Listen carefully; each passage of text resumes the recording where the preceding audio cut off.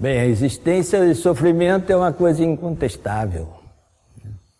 Ou a pessoa está sofrendo ou está experimentando bem-estar.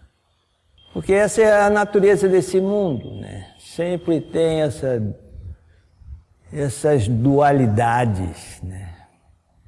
Aqui tudo é assim, né? Nós estamos no mundo das dualidades.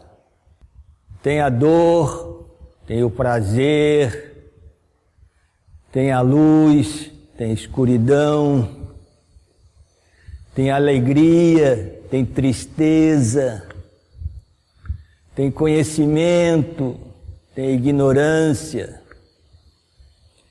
tem o bem, tem o mal. Então tem sofrimento também. E o contrário do sofrimento é o bem-estar. Agora, por que existe isso, né? É o que é. Né? Que é a realidade, né? É a realidade desse mundo. Ainda não chegamos no lugar perfeito. Ainda não estamos no lugar onde que tudo é absoluto. Aqui tudo é relativo. Aqui tudo está sobre a ditadura do tempo.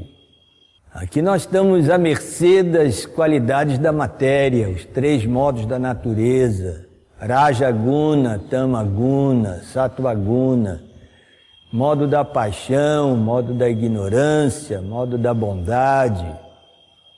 Tudo isso está atuando assim, sem cessar na nossa vida, né? Aqui estamos num lugar, como Krishna falou assim, né? Definiu esse mundo material no Bhagavad Gita, diz: Dukhalayam Ashashvatam. Dukhalayam quer dizer um lugar de dukkha, um lugar de sofrimento. E Ashashvatam, um lugar onde tudo é temporário, nada é permanente. Então, é esse lugar que nós estamos, né? Não estamos no ponto final, não. Ainda tem muita coisa pela frente. É como Krishna fala no Bhagavad Gita, né? Quando esse mundo é aniquilado, ele de novo se manifesta. Fica nesse ciclo. Aqui tudo é cíclico, né? Então, aniquilação e manifestação, assim, quer dizer, uma duração de tempo, assim, inconcebível para nós, né? Mas diz, enquanto aqui tem todas essas mudanças, essas transformações, existe o mundo absoluto, é o mundo eterno, é o mundo da perfeição, né? Mas nós não estamos experimentando isso, não. Nós estamos num mundo de dualidades. Nós estamos num mundo que, como diz no conhecimento védico, existem as 3 misérias. As 3 misérias estão sempre presentes. Quais são essas 3 misérias? Primeiro, miséria que nasce dentro de nós, né? É a doença, as dores internas do corpo, é a nossa... também problemas mentais, né? Ora estamos com ansiedade, ora estamos com agonia e tudo. E são misérias que surgem dentro de nós. E depois tem outras misérias que são causadas por outras entidades vivas, né? Por exemplo, vem um mosquito do dengue e pica. E a gente fica 2 semanas ali inativo, sofrendo. Tem outra pessoa que pode fazer mal a você. Tem um animal que pode fazer mal. Então são misérias causadas por outras entidades vivas. E depois tem as misérias também da natureza, calamidades. Às vezes é frio demais, outras vezes é calor demais, secas. Muita chuva, avalanches, vulcões, terremotos, tsunamis, etc, né? Tudo isso causa sofrimento nas pessoas. Eu me lembro uma cena aqui, assim, muito impressionante, assim, quando houve aqueles deslizamentos de terra, assim, pela região aqui da litorânea, né? Então, uma pessoa, um chefe de família, ele escutou uns barulhos estranhos, assim, por fora, né? E ele saiu de casa para ver o que estava acontecendo. Foi a hora que a sua casa, com a esposa e 3 filhos, foi morro abaixo e todo mundo foi soterrado, né? Imagina, assim, o sofrimento dessa pessoa ali, né? Então, assim, e ele tem culpa? Não, isso é desse mundo, faz parte da história, do drama de viver nesse mundo, né? Um mundo material. É um mundo em que todos que estão aqui estão pensando que são independentes. Independente de quê? Independente de Deus. Ou querem usar Deus para seus próprios propósitos pessoais. Poucos estão conectados. Poucos são aqueles que aproveitam esse ciclo de vida para fazer essa conexão com Deus, né? Os outros estão muito distraídos. Estão distraídos, pensando assim que eu sou independente, eu faço o que eu quiser, eu não tenho que dar satisfação a nada. Tem outros que são religiosos, né? Querem ter uma relação com Deus, então assim eles ficam muito assim temerosos, né? E ficam muito fraquinhos, e eles não estão entendendo nada da realidade, né? A consciência é muito pequenininha, né? Aí fica se lamentando e tudo. Hoje em dia tem essa doença Alzheimer, né? A consciência vai murchando, e a pessoa fica assim, que nem um vegetal. Então a pessoa está nessa situação desse mundo, então tem que suportar as condições desse mundo. Tudo aqui é cíclico, tudo está num processo de transformação constante, né? São as leis da natureza que ninguém escapa. Ninguém escapa dessas leis da natureza, né? Então, assim, o sofrimento está sempre presente.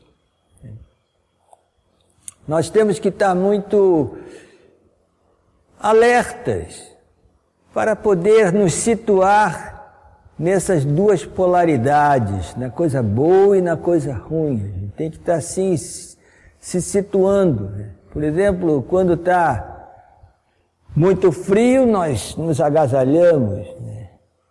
Quando está calor, a gente alivia as roupas.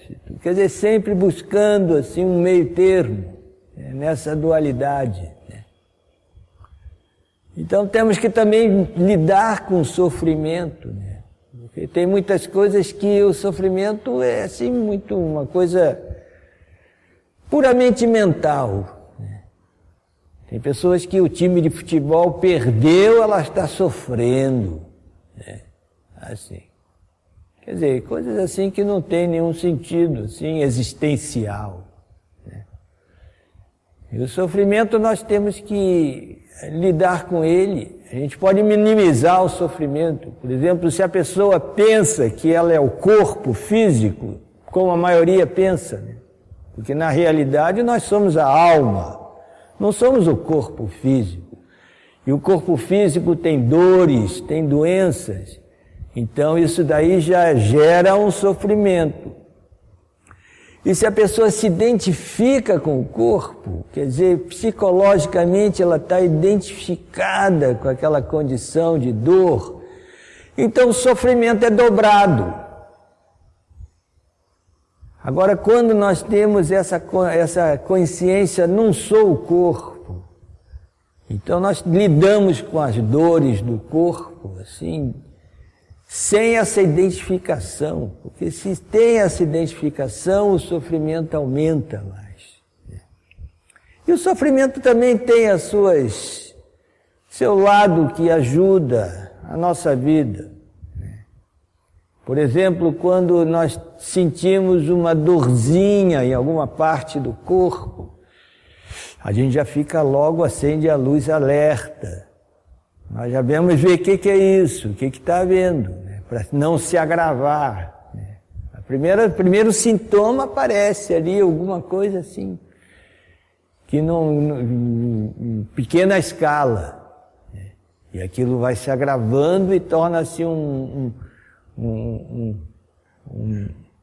fator assim irreversível muitas vezes. Né?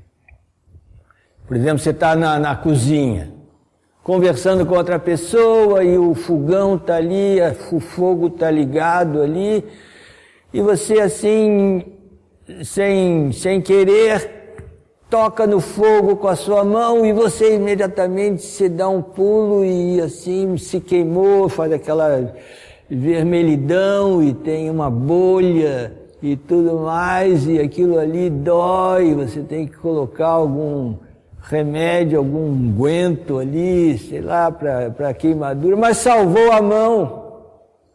Imagina se não tivesse o sofrimento. Você estaria encostado ali no fogo, não estaria sentindo nada, quando vai ver um carvãozinho só, perdeu a mão. Quer dizer, o sofrimento ajudou a pessoa, né? Tirou de um problema maior, né? Então, assim, temos que captar sempre os sinais, né? E o sinal pode ver com algum inconveniente, algum incômodo, né?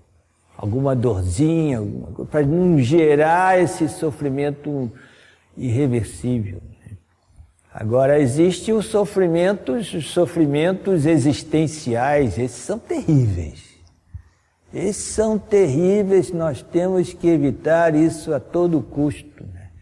Temos que ter uma consciência pura, uma consciência limpa, mas livre de malícia. Né? Pessoas que têm malícia na consciência, elas têm sofrimentos terríveis. Né? Temos que livrar disso. Né? Então a vida espiritual nos leva para o outro lado do sofrimento.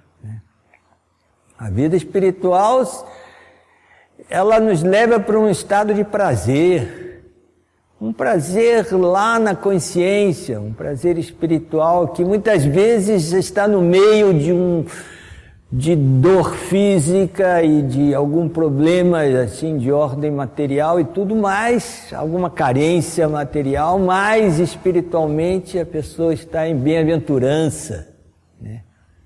Sente esse bem-estar espiritual. Né? Então, assim, temos que saber muito bem que aqui é um lugar que tem sofrimento. Aqui é o lugar do sofrimento. Então, temos que saber muito bem lidar com ele. Né? Porque vida espiritual significa bem-estar e bem-aventurança espiritual.